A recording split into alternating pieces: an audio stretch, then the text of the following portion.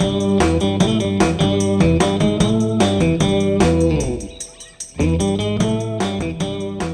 everyone. It's Lisa. And I'm Amy Cattapan.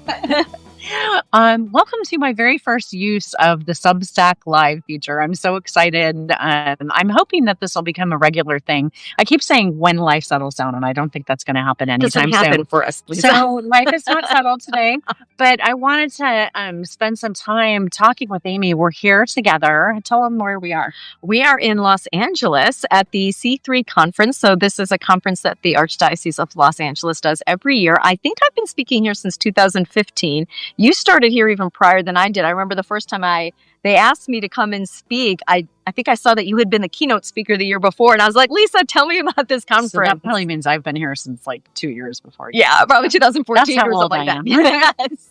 But it's a conference for those who work in the Archdiocese of Los Angeles, the teachers in the Catholic schools, the parish workers, catechists, and it's mostly about technology. We do a lot of technology-based talks, but there are also some, very spiritual aspects to it as well. So it's a great 2-day conference here in Los Angeles. And it kind of, I was laughing when you said Los Angeles because I don't really consider where we are right now to be my part of Los Angeles, but it is part of the Archdiocese. And one of the great things about the conference is that it actually rotates around to different parts of the Los Angeles Archdiocese. The Archdiocese had, I think, 5 different regions. And so they make a good effort to kind of go to different parts of it. And so you've seen little nooks and crannies of the Archdiocese. I have, because they've moved it around. We've been up north by the Burbank airport. Mm-hmm. This is sort of, I guess you would call this the eastern part. Yeah. Yes. And then we've been down south. Well, we were at Loyola Marymount the first few years. Yeah. And then like 2 or 3 years ago, we were even further south. You might have missed that one. I think we were at Mary's Star of the Sea or somewhere down there. So anyway, we wanted to take advantage of the fact that we're together at this conference to do a little live stream to talk with you about something that you've seen me teasing, actually not teasing, just announcing on my Substack, which is an amazing Ignatian Writers Retreat that we are going to be co-hosting in October. And so since we're together, we thought we would spend a few minutes just talking about this retreat so that if you had any questions or if there was anything we could clarify, we could do that, but also just to give you a sense of what it's going to be like. I personally have never actually been on an Ignatian retreat, and so it's going to be a new first experience for me too. And so I thought, since I had Amy here and she's really close to the spirituality, that maybe you could share a little bit. Yeah. I guess I want to say, first of all, and have you talk about this too. If somebody doesn't really think I'm not a writer, I've never published anything, is there room for them on this retreat? Absolutely. So this retreat is for anybody who enjoys writing, whether you do it for yourself, or you're just prayer journaling, maybe you write things for your parish. Like at my church, we have an opportunity every Lent for the parishioners to contribute to Lenten reflections that one of the religious sisters on the staff emails out to everybody. If you write things like that for your parish, you're welcome to come. If you are a published author, we welcome veteran authors who have been out there writing books, magazines, or whether you just keep up your own Substack or blog. Any kind of writer is welcome to come to this, all levels. I envision too, maybe there's somebody out there who's always had an interest in writing. I remember, and I wrote about this on my Substack a while back, the very first time that I went to a writers' conference, I felt so like there was going to be some guard at the door that was going to ask me for my special credential. And I definitely didn't have Where one. is your writer's card? Right, exactly. Who let you in the door? And immediately when this is way, way, way back. And immediately when I went in, first of all, it was in a library. And I remember going immediately to the St. Therese of Lisieux section of the library and just standing near her book and asking for some grace to be brave and courageous. But immediately there were people around me who welcomed me and who shared that they were novices or they were experienced and that I should feel welcome and comfortable.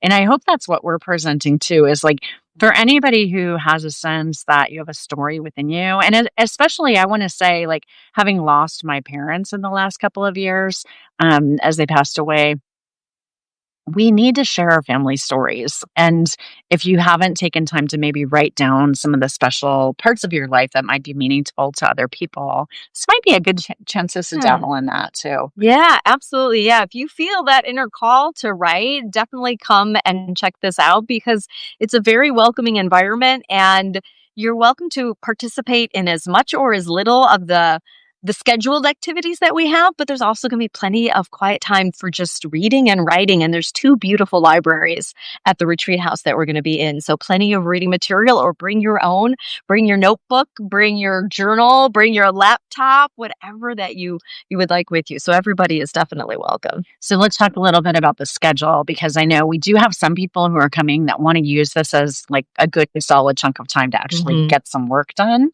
Yeah. And so we're each going to be giving 3 talks over the course of we arrive on Thursday evening.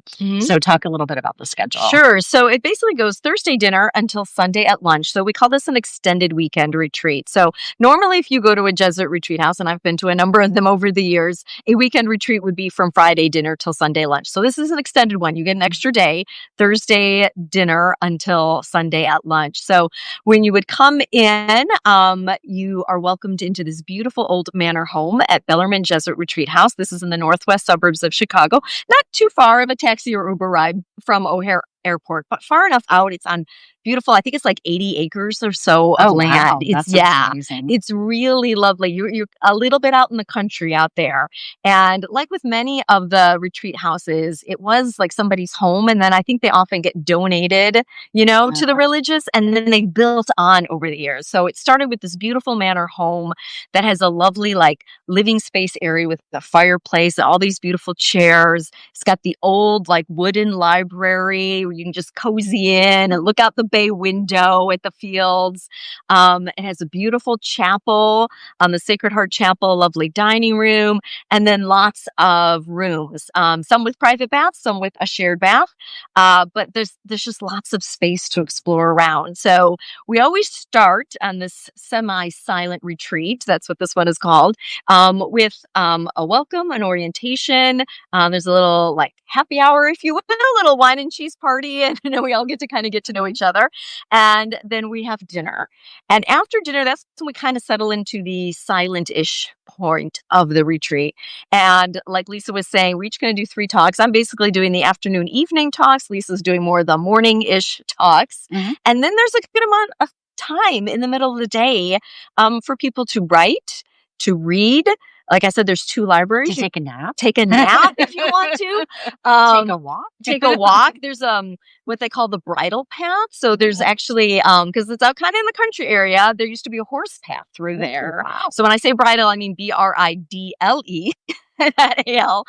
There's what they call the bridle path. So there's a nice area to walk through the woods.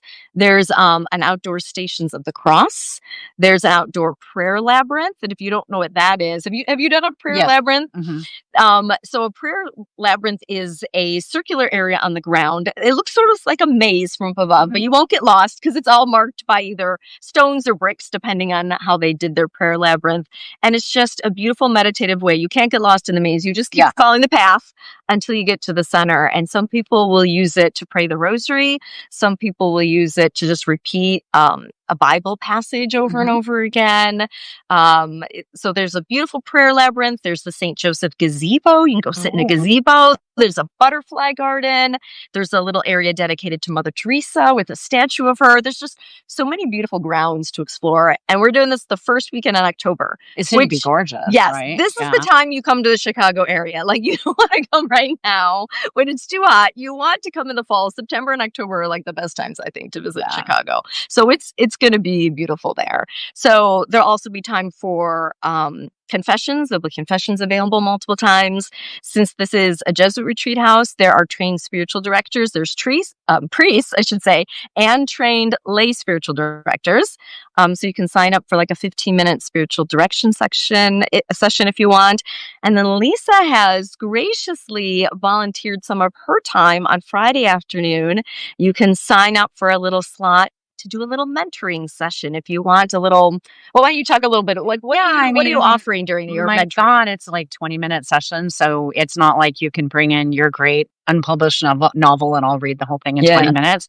But I hope that that will be a time for you to, in a way, sort of practice giving an elevator pitch. I spent 5 years working in acquisitions for Ave Maria Press. And one of the things that I learned in that job is the importance of sort of understanding a project before you try to get it published. And so I hope that that'll be time where I can help writers get to sort of the core of their message and to communicate that impactfully, or really to help them pray about, like, I don't have any idea at all what I'm writing or where I'm going with this or whatever, so that it can be an individual thing for every person that I meet with, depending on what they need. And obviously, it will be the first part of a conversation. So I see our friend Amy is asking in the comments, which thank you, Amy, for asking a question, if this will be the only retreat happening during this time. It will be, yes. So this retreat house, during the week, during the school year, they often are doing retreats for high school students. They're doing Kairos retreats,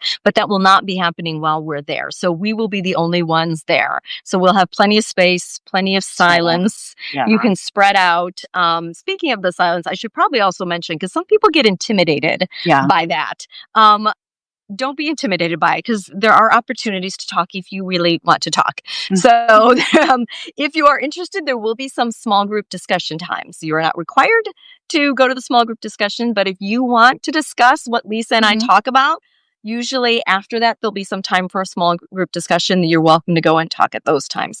Also, they're going to offer an option during this retreat of whether or not you want to have a silent meal or you want to be able to talk to other people during the meal. So they're going to set up 2 dining rooms for us. The one dining room will remain a silent dining room for people who want to stay in the quiet, and then the other one will be a talking dining room for people who do want to talk with the other retreatants. More time talking. And obviously during our talks, I don't know about you, but I never give a talk where I'm just completely me talking the whole time. I'm going to be asking questions and asking for participation. So, and those talks are not overly long. I think they're just about 30 minutes. Yeah, they're pretty quick. So we've tried to create a schedule that we think will both lend to some professional and personal growth, but also permit you to have the time that you need to really settle into your retreat. And I have to say, not this weekend, but the weekend before, I actually had the opportunity to go to a retreat for a board of directors that I sit on. And I realized I have not been on a retreat in quite some time. I've spent quite a lot of time at retreats delivering the retreat. But on this one, even though it was a working retreat, I realized just how much I needed that opportunity to get away and to have some quiet time and just no screen and, to really reflect. And that was a really good gift. So I'm really excited, even though you and I are delivering this together, that we're going to have a real retreat too. Yeah. We'll have some quiet time too. And you never know what's going to come out of it. Sometimes it's just a renewal, a reminder of the call that God has. I walked out of a 5-day silent retreat with an outline for a book once. So you never know what the Holy Spirit has planned. I'm like, okay, I have an outline for a book after 5 days. There you go. I know. I don't know about you, Amy, but I'm definitely discerning some things. And so it's going to be a good opportunity to both in prayer and also with some good spiritual direction to kind of weigh out those thoughts. And so it will be interesting to see. And while we're friends and we've been in each other's circles for years and have presented at common events, I think if I'm not mistaken, that this is the first time we've done something like presented this together. Yeah. So that's it's really the first. Exciting. Yeah. So we're excited. Hopefully not the last. Yes, please. Yeah, but that's really exciting. So we want to invite you, and we understand that it's an expensive both time and a monetary expense. I will say for myself that I find that when I have had to make a commitment to my craft that involves a financial expense, I definitely spend time praying about it and I talk with my husband about it. But I also realize that when I do that, it actually makes me take it a little bit more seriously. I can't tell you how many times I've signed up for free webinars or free this or free that. And I always have the best of intentions. And then I just don't take it as seriously as when I have some skin in the game. Yeah. And so I know that not everyone will be able to afford the finances of this, but I hope for the people that do, that you realize that there's a lot of thought and effort being put into making this something that's really meaningful for you, that we hope it will be worth your time and effort. Yeah, I was thinking too, when you look at the cost compared to going to like a writing conference, you can pay for a writing conference the same amount or more as this retreat, and it doesn't include your accommodations and your meals. So for this, it's including your accommodations and all your meals and the talks. And there's mass every day. I should add that in there. There's going to be a healing service on Saturday night. We're going to offer a little opportunity for an open mic night if you want to share just a few minutes of your own writing. So again, another opportunity to talk. You don't have to be too scared of all this. Well, and just to say, those things are optional too. Yes. So if you want to participate, that great. And if what you really need is like some classes and then just some time to be on your own, that's the way that it can be for you too. So it's like one size does not fit all. It'll be, or maybe one size does fit all. Does one size? Yeah, maybe you just get to adjust. It's like there's a belt and you just cinch it the way you need it. I will also say the library. There's 2 libraries there, and I've used those libraries for research for writing projects. Cool. So like the last retreat that I went on, actually the last 2 that I've done, because I've been a retreatant at Bellarmine and I've been a retreat leader at Bellarmine. I've seen both ends of it, and the last 2 times I went as a retreatant instead of the retreat leader, I was going through the libraries and I was pulling out all their books on saints and doing research on saints for my books. So there's nothing like having a lot of really cool books around. Yeah. And I want to say, in terms of, I guess maybe I should just speak to how we complement one another. Amy and I both are published authors. Amy, along with her work in nonfiction, has quite an extensive fiction background. And my fiction and my sort of nonfiction for children, I think we have a nice complement of. Yeah, we have a wide variety of experiences because you've written some picture books too. I haven't gone down to picture book level, but I've done middle grade and I've done young adult and I've done nonfiction for adults. So yeah, we've covered a fair amount. I'm regressing in my writing, so you're going for younger and younger. I'm about to break that trend, and actually, I'm really hopeful that at the retreat, I'll have maybe a sneak peek of my brand new book that's coming out in October. So we'll see if I can get some there. That would be really amazing to have. That is another good thing to mention, because sometimes people ask, like, can we get your books after your talks? And Bellarmine does have what they call their resource center, which is a place where they have spiritual tools, including books. And I know they've been stocking up on some of copies of our books so that they will have them there, and we'll have an opportunity to sign them at the end of the retreat too, if people want to. And speaking of new books, let's pivot for a minute. Just we only want to take a couple more minutes, but we want to talk about Amy has a brand new book baby that's just newly published. Yes, book baby number 5. I know. Oh my gosh, it's so crazy. So tell everybody a little bit about this new gift that you're bringing to the world. I'm very excited about this one because it really is rather a departure for me. So I started writing with books for kids since I'm a middle school English teacher. I wrote a middle grade mystery and a young adult fantasy novel. And then I started pivoting to writing nonfiction book for teachers. So those are my first 2 books with Ave Maria Press. But my new one is really broad audience. It can be read young adults and up. And it's called Hope Without Borders, 30 Days with Frances Xavier Cabrini, my girl, St. Frances, Madre Cabrini. So if you may have seen the movie about her that came out. It's so popular last year, right? Last year it came out. And I really fell in love with her even before that movie because I researched and wrote about her in my Saint Squad for Teachers because she started as a public school teacher in Italy and then started her religious order and was sent by Pope Leo the 13th, not the 14th, the 13th, to New York to care for the Italian immigrants who really didn't have a good number of Italian priests here to even hear their confessions or to say homilies in Italian. And a lot of them were kind of falling away from the faith and they were discriminated against. They were not treated in the hospitals for white people back then. And some of them died in the terrible working conditions and children were orphaned.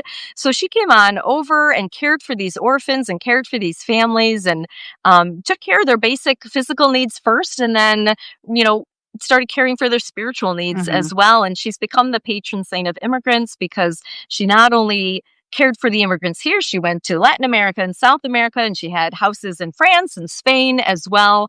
And I just really grew to love her. I found we had a lot in common.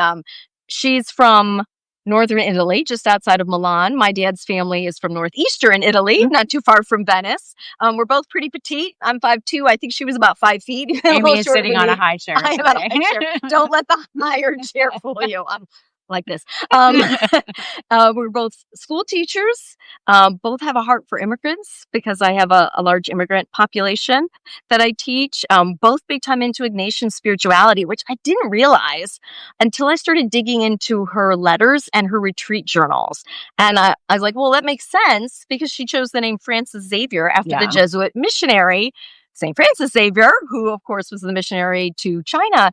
And when you read through her retreat journals, you actually discover a lot of Ignatian spirituality. And she had her sisters doing a daily exam and doing the spiritual exercises of St. Ignatius. And she made sure they all went on retreat. So you should be like Cabrini and go on retreat and join us because she knew how important it was to take time to really be close to the heart of Jesus. And so this book gives you a chance to read her private retreat journals and the letters she sent to her missionary sisters because she traveled so much. She was always writing back to the other houses as she was traveling. Amazing. Yeah.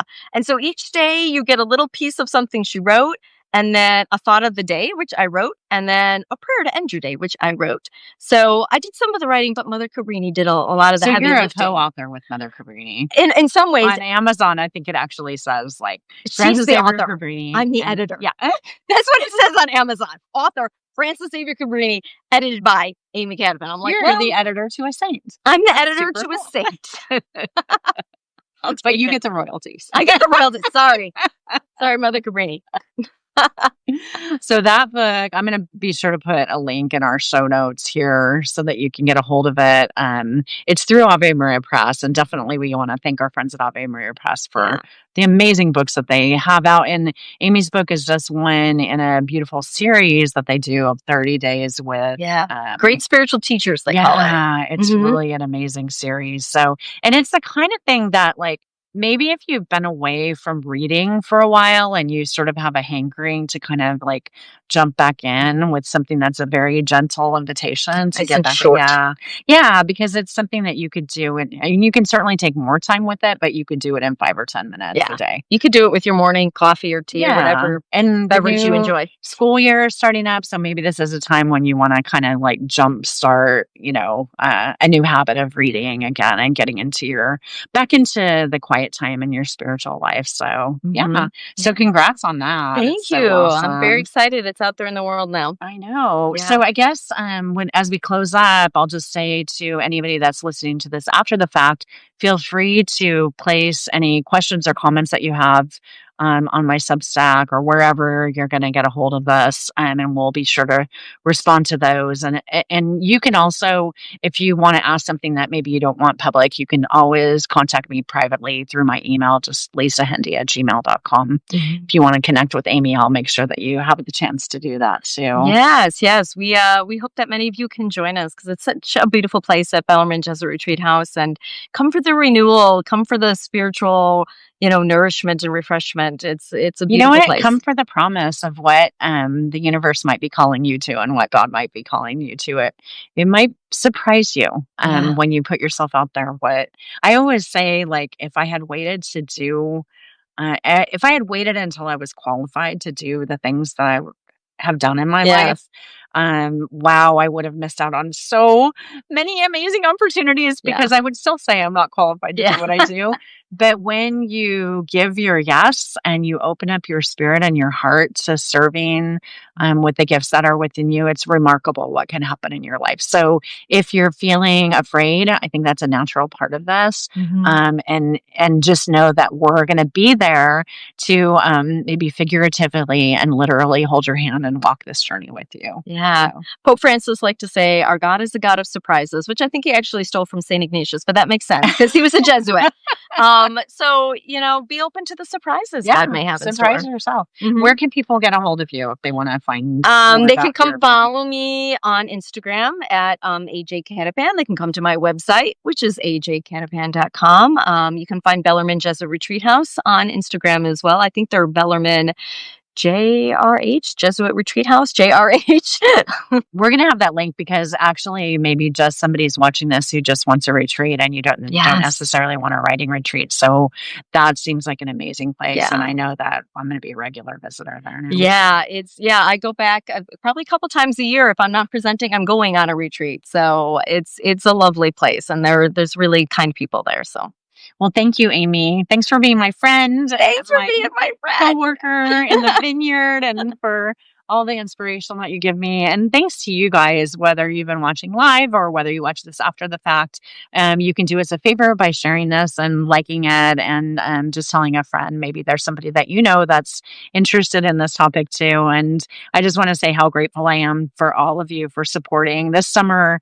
I guess maybe at some point I'll do a separate live on how just absolutely cray Lisa's life has been. In theory, my house is closing escrow today. So that's another kind of personal thing that I've been sharing about here. So thanks for your prayers and just your friendship. And until next time, we'll see you soon. God bless.